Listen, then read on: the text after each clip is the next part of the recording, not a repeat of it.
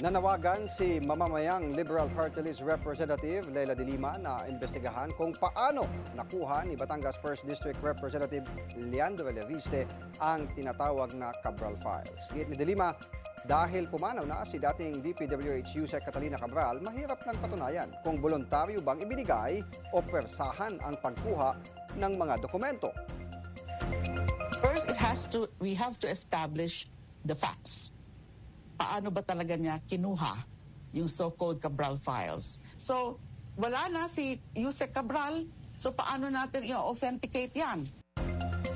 Samantala, lumalawak din ang mga isyong kinakaharap ni Leviste, lalo na tungkol sa mga nakatiwangwang na ghost solar projects ng kumpanya nito.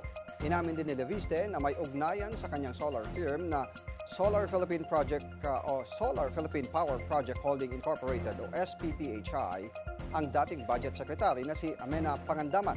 Ayon kay Leviste, may hawak umanong isang nominal share si Pangandaman sa kumpanya at naging incorporator dahil dati itong consultant ng kanyang ina na si Senator Loren Legarda.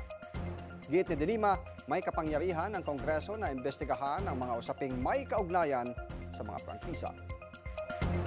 May ganyang mandato po, may ganyan pong powers ang Congress. Ang pagkoconduct ng mga congressional investigation or inquiry, either in the exercise of its overall or general oversight functions or in aid of legislation. It's both.